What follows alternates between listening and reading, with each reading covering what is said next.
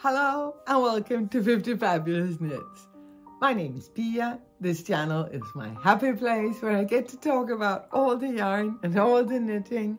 And I am, as always, so very happy that you're joining me here today. This week, I don't have any finished objects to show. I have a finished object, but I don't have it with me. I am gonna pop a photo because I, of course, finished the sweater that I started during our knitathon a couple of weeks ago. Thank you, by the way, to everyone who joined me for the knitathon. Wow, that was a good time. I really enjoyed those 24 hours. And we're definitely going to have another knitathon again in the fall. Anyway, I finished the sweater. I blocked it. I wore it every day after it was dry, and I cannot wait to publish the pattern for the sweater. It is so much fun to work. It is in testing right now, but yeah, it's so fun. There's the interesting construction in the ripping and all the texture stitches, and then these long stretches of plain stockinette in the round, which is just how I like my sweaters. The sweater that I'm wearing, or the t-shirt, I would rather say that I'm wearing, is very much the same. Worked top down, and you have to pay attention up here to get the yoke fitted. Then you cast off all your stitches and you work some crochet lace.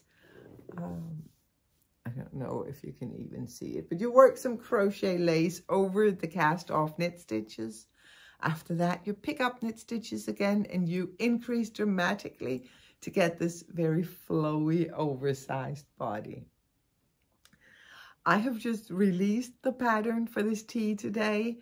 It's available on Ravelry and in my web shop, and I will, of course, link to that and to everything else that I talk about on this episode.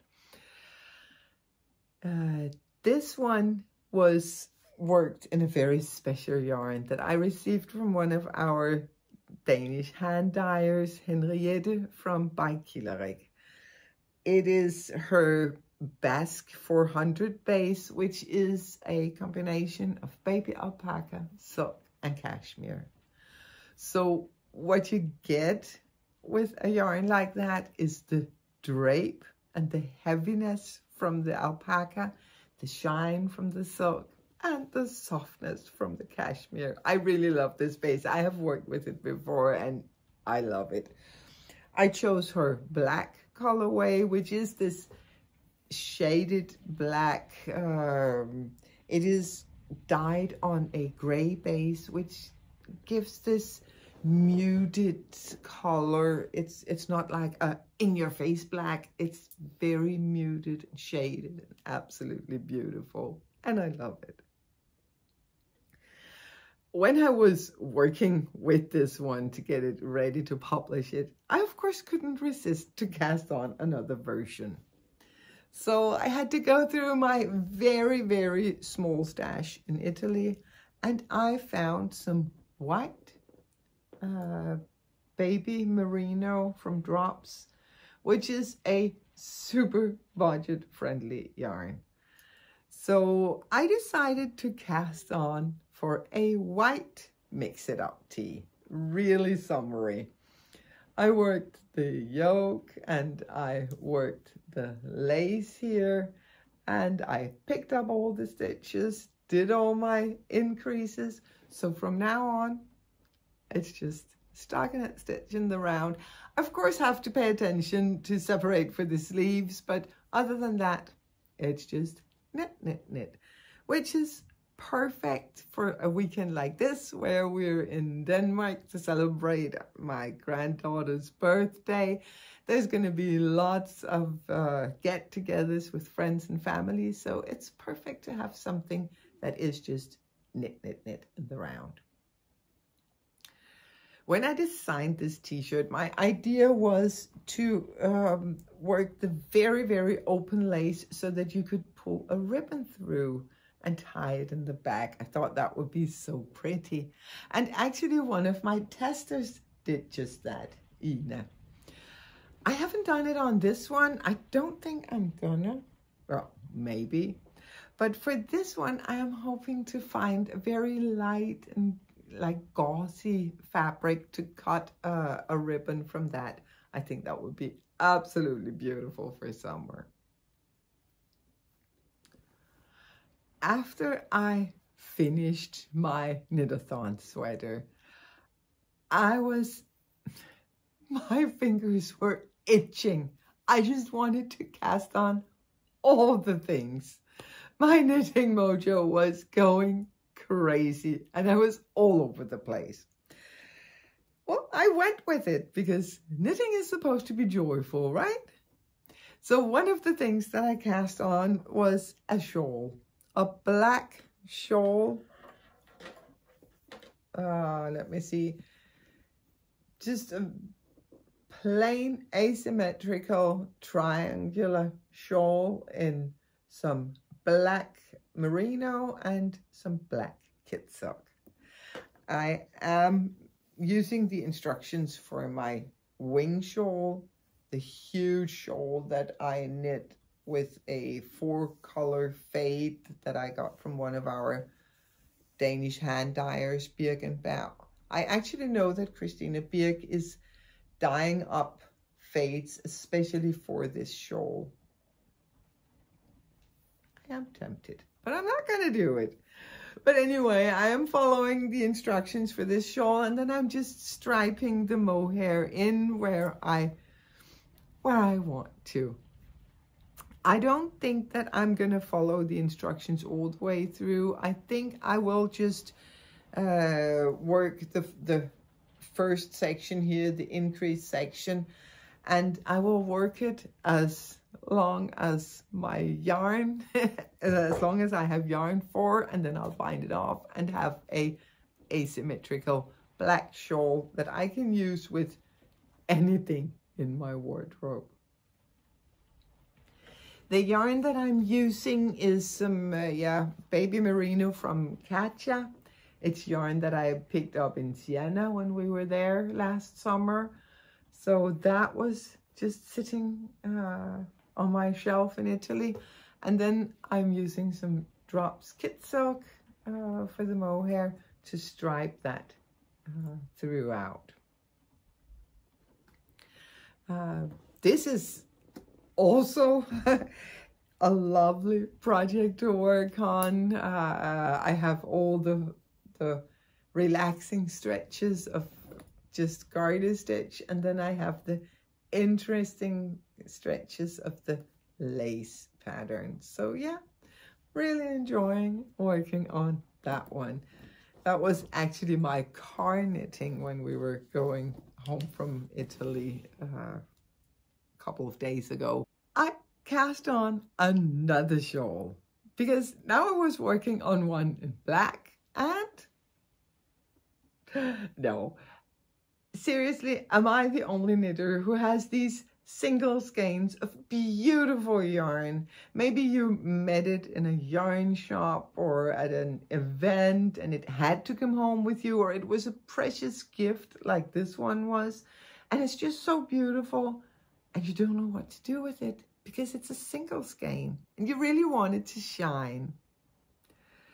I have been looking at this skein for a long time, wondering, what do you want to be? What are you going to grow up to become? And yesterday, I knew.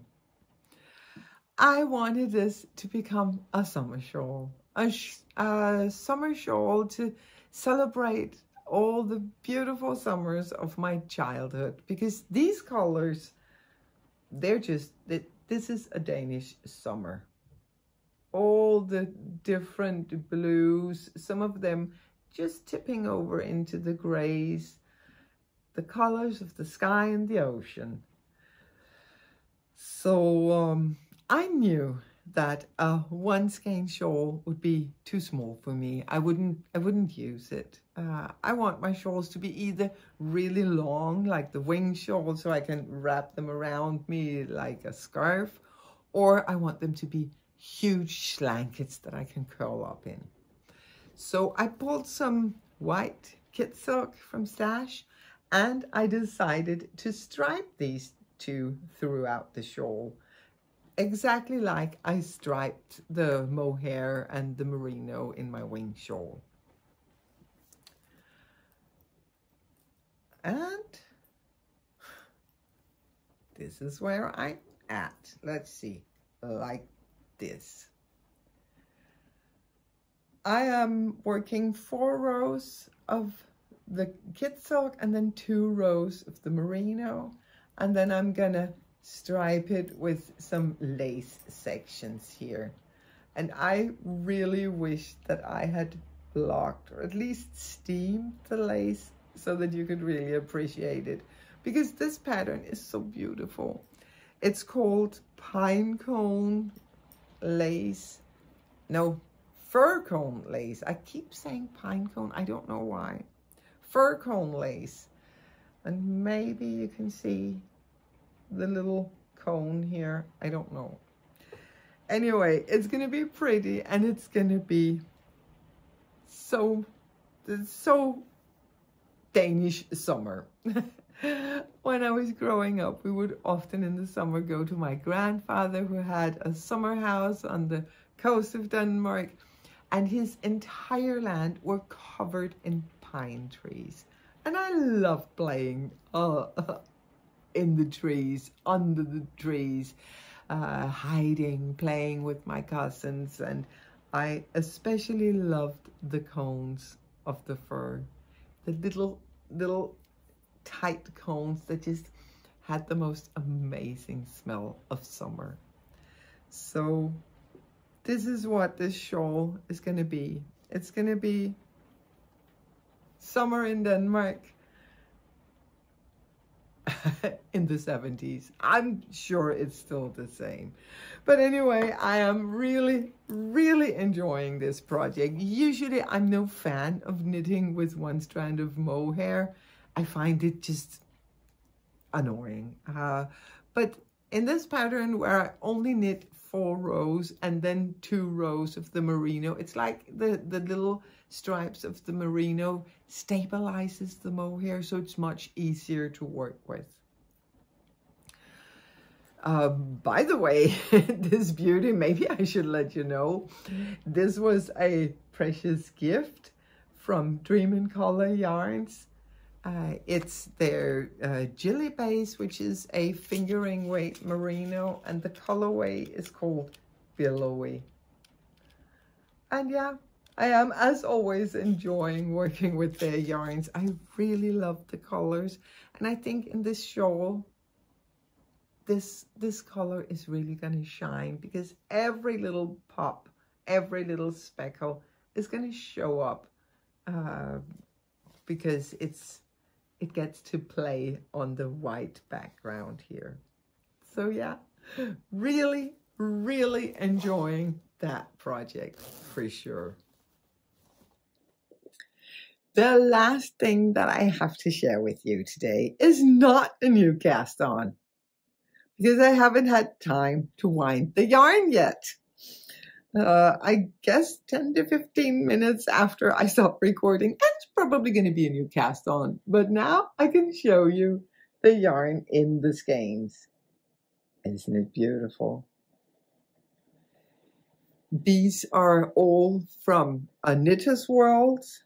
Bettina, who is a Danish hand dyer. Let me just see if I can get this to focus. Yeah. It really does not want to focus. I think we're there now. She makes amazing colors, as you can clearly see, and she works with very soft yarns. All of her yarns are incredibly soft. These are 2 different bases. There are some, it's all sock yarn, but there are different bases. This one is merino, alpaca, and nylon. Just look at them, huh? This one is called Flowers in My Garden, and this one is called Dalmatina. It has these little specks of black. And then these two are her yak sock base. So it's merino, yak, and nylon. And they just, this base, it glows. I think it must be the yak that just glows. So the colors are Men in Black and Shadow for this one. Bettina kindly, very generously gifted me all these 4 skeins. She contacted me a couple of weeks ago and told me that a lot of people had asked her about what to do. They wanted to knit Scrappy Striper, this pattern that you have seen so many times here on the channel, but they couldn't get gauge. It is written for a very, very open gauge. It's worked in fingering weight yarn, and the gauge is 20 stitches to 10 centimeters or 4 inches. So it is a very loose and open gauge, and a lot of people have had trouble loosening up their gauge that much. So Bettina suggested that I wrote a new pattern, same fit, same design, just a tighter gauge. And then she kindly gifted me these 4 so that I could play with them when working on the new pattern. So that's what I'm going to do. It's going to be so pretty. My plan is actually to write the pattern for just a plain Scrappy Striper at a tighter gauge, but also add a chart so that you can do a little bit of color work in some of the stripes if you prefer. It's going to be like an option. So yeah, I can't wait to start playing. I've been drawing and I have been testing a little with some just leftover sock yarns that I had, but now I get to work with the real thing and I cannot wait. So that's definitely gonna be a new cast on very, very soon. I just took a small break in recording because I suddenly realized that it was raining hard.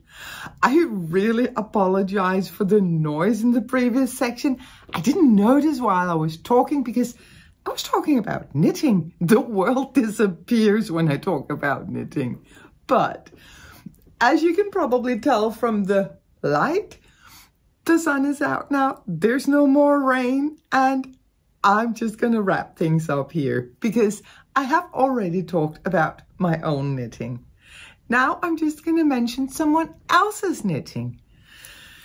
I watch a lot of knitting podcasts, and I can see that we are so many knitters who enjoy the marvelous work of some of the bigger podcasters out there. But I can also see that some of the podcasts that I really enjoy don't have a lot of viewers. So I thought that I would, every time I record, mention one of these smaller podcasts that I really find joy in. And the first one that I'm going to mention is Christina, because Christina gave me this idea. She is the host behind Serenity and Stitches, and she started doing some shout outs for smaller podcasters. Christina is lovely. I feel happy when I'm with her. I feel happy when I'm watching her podcast. She is such a kind and beautiful woman. And what I really like about her podcast is that she will use the luxurious, delicious yarn that we all love so much, but she will also use very budget-friendly yarn and make amazing projects with it. And I really like that she shows us that you don't have to use hand-dyed yak silk blends for every project that you cast on. So a big shout out to Christina from Serenity in Stitches. Her podcast is lovely. It's a little corner of calm in this crazy world. So I really recommend that you give her a chance. Go check her out. And if you have any suggestions for smaller podcasts that I could watch and enjoy, I would be very happy to hear about it. Please let me know in the comments below. And now I'm gonna wrap things up here, because I think that this has been a very difficult episode to record. There's been so many interruptions. People have been coming up. The dog has been barking. The phone has been ringing. And I don't even know if I'm going to be able to edit together a coherent episode from all these little snippets that I have on my camera now. But I will do my best. I hope that I will come up with something that you can enjoy. And then I really hope to see you again next time. Until then, happy knitting.